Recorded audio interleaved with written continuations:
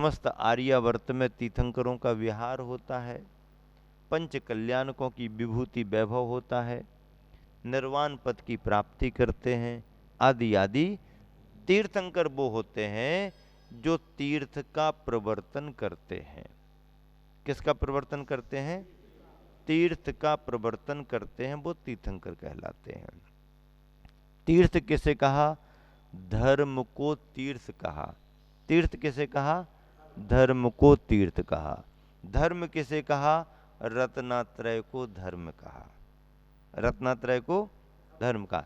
ऐसे रत्नात्रय रूप धर्म तीर्थ के जो कर्ता होते हैं वो तीर्थंकर माने जाते। ऐसे 24 तीर्थंकर हुए। चक्रवर्ती कौन होते हैं? 6 खंड के अधिपति, 6 खंड के स्वामी। 6 खंडों में 5 मिलेच्छ खंड होते हैं, 1 आर्य खंड होता है।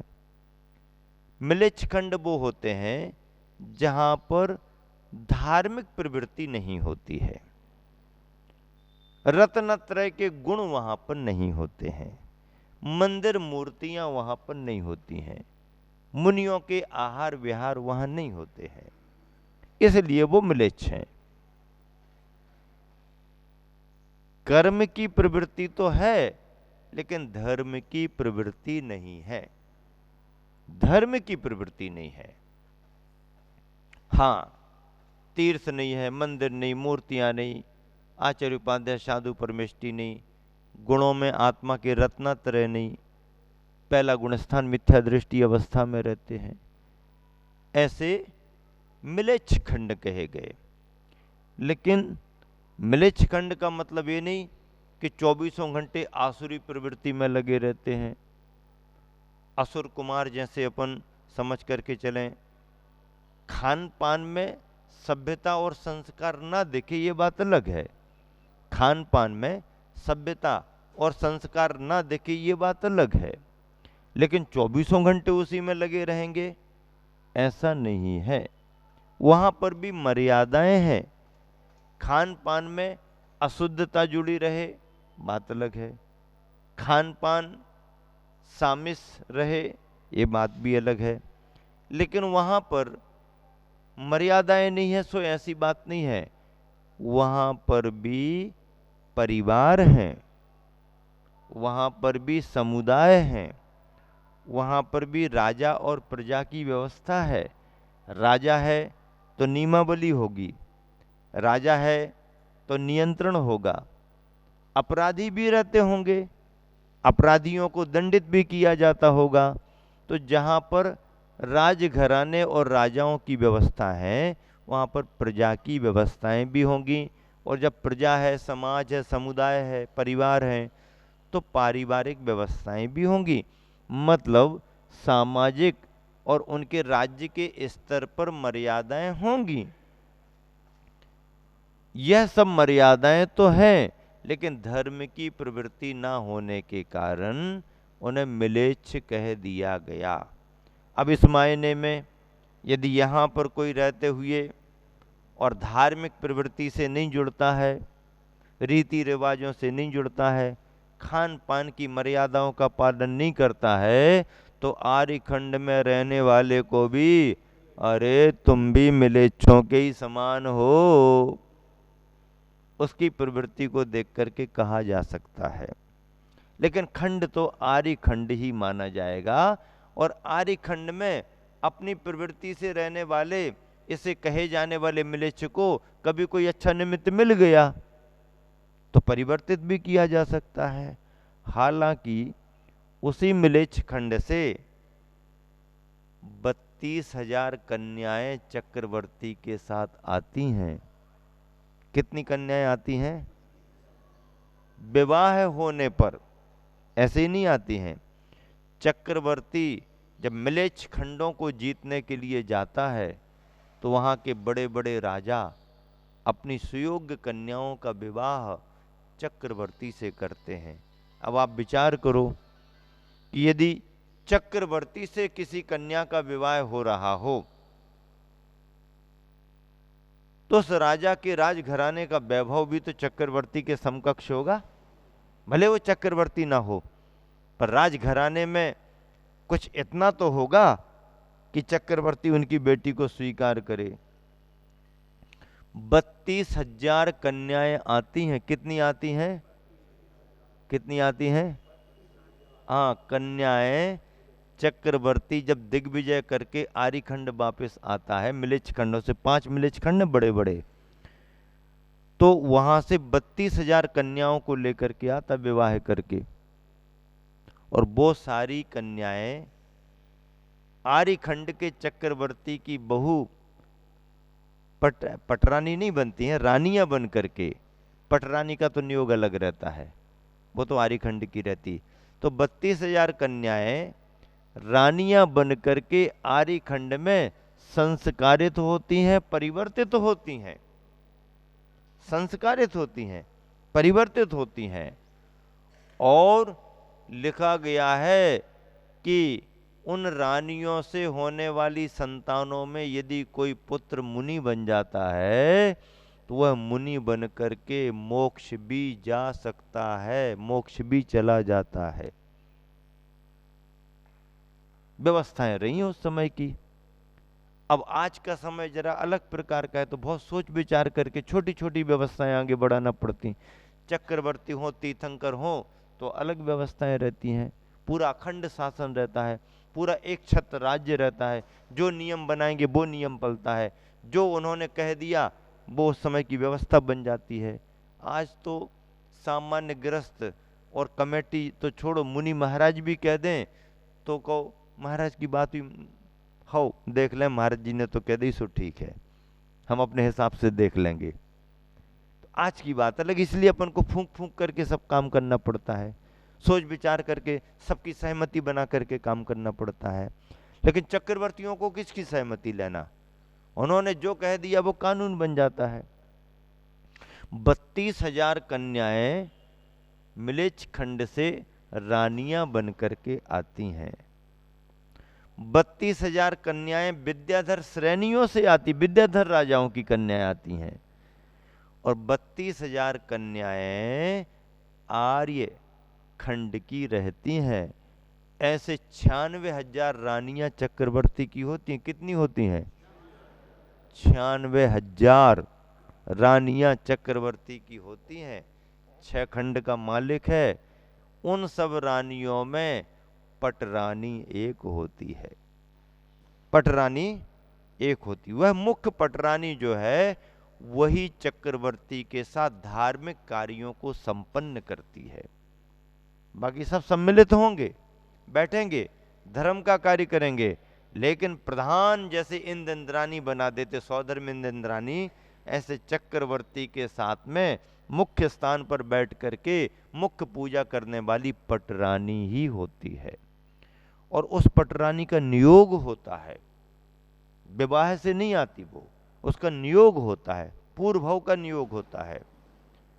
और वही पटरानी उसे प्राप्त होती है, वो रतन मानी जाती है। 14 रत्नों में पटरानी भी एक रतन है, स्त्री रत्न मानी जाती है।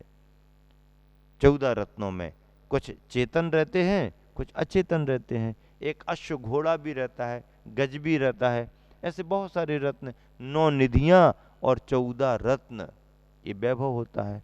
सारे कार्य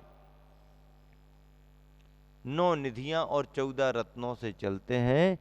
चक्रवर्ती के कुल कुटुंब में किसी को बाहरी मेहनत मजूरी, नौकरी धंधा पानी कुछ करने की जरूरत नहीं पड़ती। कुछ भी नहीं, दुकान वुकान खोलने का कोई काम नहीं, बुलौआ चलौआ वहीं सब हो जाते हैं। अब वो तो बात की बात है, वो बात की बात है, लेकिन उसके अभी पुण्य की बात करो, उसके वैभव की बात करो। वो नियोग रहता है, तो नियोग रहता है तो उसमें तो वो जाती जाती है, लेकिन उसके जीवंत समय में उसका जो वैभव रहता है, अरे उसका बल इतना रहता है कि जो हीरा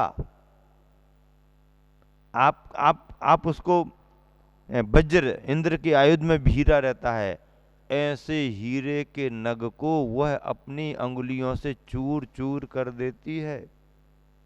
क्या? चूर चूर कर देती है। इस तरह से चक्रवर्ती 9 निधियां 14 रत्नों का स्वामी, 6 खंड का अधिपति, चक्रेश्वर, चक्र का ईश्वर, चक्र रत्न रहता है। जब दिग्विजय करने के लिए निकलता है दिग्विजय यात्रा, भरत चक्रवर्ती को 60,000 वर्ष लगे थे दिग्विजय यात्रा में। कितने? 60,000 वर्ष। चक्र रत्न प्रकट हो गया, अब 6 खंड को जीतने के लिए जाना है, तो 60,000 वर्ष तक चक्रवर्ती की दिग्विजय यात्रा चलती रही। हाँ, दिग्विजय यात्रा चलती रही। पुण्य है। और ये सब पुण्य किससे प्राप्त होते हैं? सम्यक दर्शन की महिमा से ये सब पुण्य प्राप्त होते हैं। आचार्य समंतभद्र महाराज ने कहा कि ये सारे महान महान पद, पुण्यशाली पद सम्यक दर्शन से प्राप्त होते हैं। सम्यक दर्शन कब आता है, कब टिकता है, कब रहता है? तो आप नित्य ही धार्मिक कार्यों में लगो। प्रशांत रूपाय दिगंबराय देवादि देवाय नमो जिनाय। प्रशांत मुद्रा को देखो, अभिषेक करो। जो अभिषेक नहीं कर पाती हैं श्राविकाएं, महिलाएं, बालिकाएं, वो बहुत भावना भाएं, दर्शन करते करते ऐसी भावना भाएं कि भगवान आपकी वंदना करने से हमारे अशुभ कर्मों का क्षय हो और ऐसा सातिसन पुण्य का अर्जन हो कि हम भी मनुष्य पर्याय प्राप्त करके आपका अभिषेक करें, आपका अभिषेक करें। ऐसी भावना आपने भाना शुरू की तो साती से पुण्य का आश्रय होगा, श्रेष्ठतम पर्याय प्राप्त होगी। पूजन में लगें, पाठ में लगें। अभिषेक नहीं कर पाते कोई बात नहीं, पूजन करें, पूजन करें। लेकिन पूजन के समय पूजन करें, पूजन के समय स्वाध्याय ना करें। और महाराज जी के प्रवचन के समय पूजन ना करें, क्योंकि समय पर सब काम करें। असमय में कोई काम उचित नहीं रहते हैं। समय पर सब काम, पूजन के समय पूजन, स्वाध्याय के समय स्वाध्याय, प्रवचन के समय प्रवचन। अब प्रवचन के समय स्वाध्याय करने लगो, स्वाध्याय के समय पूजन करने लगो, पूजन के समय स्वाध्याय करने बैठ जाओ, प्रवचन के समय पूजन करने लगो। नहीं, आप शरीर से बैठे रहोगे, भावों से आप सम्मिलित नहीं होगे। तो जिस समय जो कार्य सुनिश्चित होते हैं उन कार्यों को उसी भावना से संपन्न करना पड़ता है, उन कार्यों को उसी भावना से। अभिषेक प्रातः काल में अच्छा लगता, आप एकदम शाम अंधेरा होते होते आज हमारी तो बहुत भावना है, सुबह से भावना नहीं बनी, अभी भावना बनी है और अगले दिन का कोई पतियारा नहीं बनी कि नहीं बनी, हमें तो अभी करा दो। नहीं भाई, काल योग्य नहीं है। नहीं नहीं, हमारे तो देखते देखते भाव बन गए, हम पैंट शर्ट पहने अब बदल करके आएंगे तब तक भाव बिगड़ जाएंगे, हमें तो इसी में करा दो। नहीं नहीं नहीं, भाव तो बन गए लेकिन अभी द्रव्य तुम्हारा शुद्ध नहीं है। तो हर चीज का महत्व है, परिधान का महत्व है, स्थान का महत्व है, समय का महत्व है। भजन गाए जा रहे हो तो सब लोग भजन गाओ, आरती की जा रही हो तो सब लोग आरती करो, स्वाध्याय चल रहा है तो सब लोग स्वाध्याय करो। अब मान लीजिए 4 लोग स्वाध्याय करने लगे और 4 लोग आरती करने लगे, तो रिदम बिगड़ जाती। क्या बिगड़ जाती है? लय ताल बिगड़ जाती है, सुर ताल बिगड़ जाते हैं। कोई आरती कर रहे हैं, ए आरती बंद करो अभी हमें स्वाध्याय करना, तो भैया थोड़ा सा तालमेल कर लो, आरती हो जाने दो, उसके बाद स्वाध्याय कर लो। स्वाध्याय के समय स्वाध्याय, आरती के समय आरती, अभिषेक के समय अभिषेक, पूजन के समय पूजन, प्रवचन के समय प्रवचन। अच्छा लगता है, सामूहिक काम माना जाता है। अकेले अकेले चलने के स्वभाव तो कई लोगों के हो जाते, सम्मिलित चलने का स्वभाव एक बहुत बड़ा समाज धर्म माना जाता है, बहुत बड़ा समाज धर्म माना जाता है। और यह समाज धर्म अपने आत्म धर्म जैसा ही समय समय पर समाज धर्म माना जाता है। तो चक्रवर्तियों के वैभव की बात चल रही थी। चक्रवर्ती चक्रवर्ती होते हैं, ये तो पुण्य का वैभव है, सम्यक दर्शन के परिणामों से प्राप्त होता है। चक्रवर्ती बनने के लिए अपन धर्म नहीं कर रहे, अन्यथा तो हमारे धर्म में दोष लग जाएगा। चक्रवर्ती बनने के लिए कोई धर्म नहीं कर रहे, लेकिन सच्चा धर्म करने से, सम्यक दर्शन के परिणामों से चक्रवर्ती भी बन सकते हो, तीर्थंकर भी बन सकते हो। ऐसे भरत को आदि लेकर के चक्रवर्ती 12 हुए, सभी का शासन का लखंड रहा, 6 खंड के वो मालिक रहे। ऐसे चक्रवर्ती नारायण, प्रतिनारायण और बलभद्र। प्रतिनारायण का जन्म पहले होता है, चक्र रत्न उसके पास आता है, 3 खंड के वो मालिक रहते हैं। नारायण का जन्म बाद में होता है, बलभद्र का भी जन्म होता है। बलभद्र नारायण दोनों भाई भाई होते हैं, लेकिन पिता दोनों के एक होते हैं, माताएं दोनों की अलग अलग होती हैं। यही उनका संबंध है। जैसे लक्ष्मण और राम, पिता दशरथ, माताएं अलग अलग। इसी तरह से सभी की व्यवस्था है। नारायण और बलभद्र भाई भाई माने जाते हैं, प्रति नारायण अलग रहता है।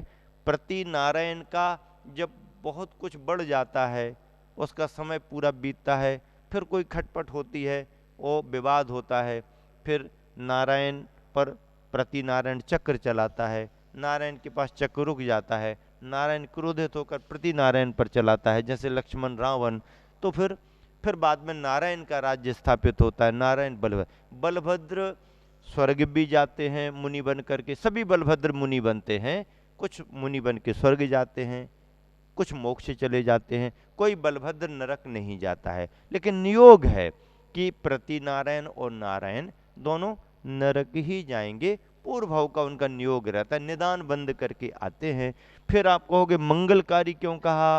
अरे भाई, वह भले अभी नरक में है, लेकिन सलाह का पुरुष होने के कारण उनका मोक्ष जाना निश्चित हो चुका है। अगले भवों में मोक्ष जाएंगे, और जब वो मोक्ष जाएंगे ही जाएंगे, तो हम जहां भी हों वह हमारे लिए मंगलकारी बने, मंगलकारी हो। कई लोग तर्क करते हैं, कैसा तर्क करते हैं? वो नरक में तो हमारे लिए मंगलकारी कैसे होंगे? अभी नरक में है, लेकिन उनका मोक्ष जाना निश्चित है, वो मुनि बनेंगे, और इस तरह से वह जिस अवस्था में रहेंगे उनका मंगल होगा, सबका मंगल होगा, वो हमारे लिए भी मंगलकारी हों। इस तरह से पूजन के पूर्व 10 दिवसीय प्रवचनमाला में आज पहले दिन का विषय पूर्ण हुआ। महावीर भगवान की